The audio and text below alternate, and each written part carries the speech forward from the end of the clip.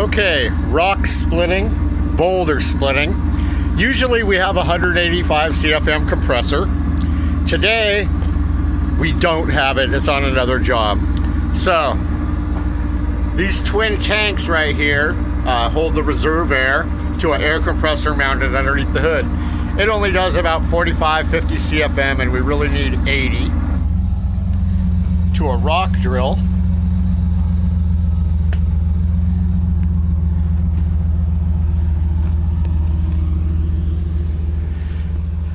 Because we've got a boulder that's left in our way.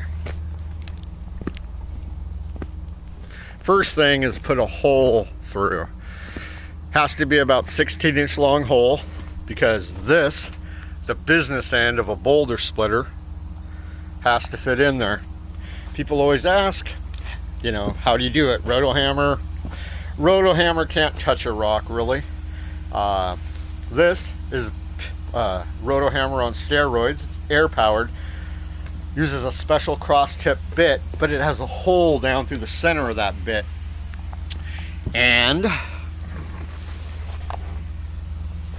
sewer, but it cuts at a 45 right here, and we need to put our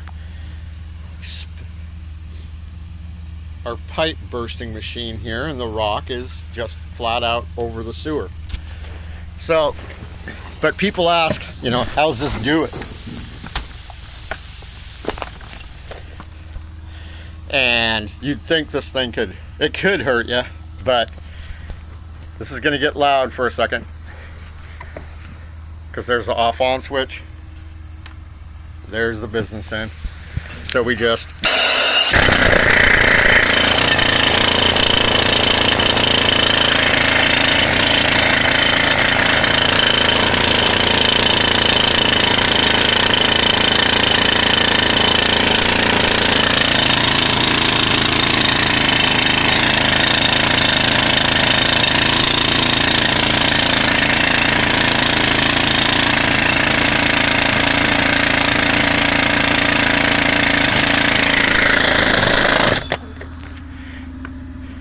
only reason I show you that is because the clutches that are in here, I just controlled that with one hand and did the video at the same time. We're about 2 or 3 inches away, and when we get through the rock,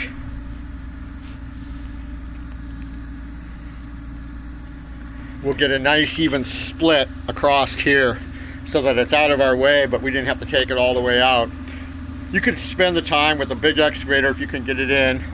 We've got a small excavator here right now. It doesn't have a thumb, but even if it did, this rock was a bit on the big side, and we haven't even got it all the way exposed.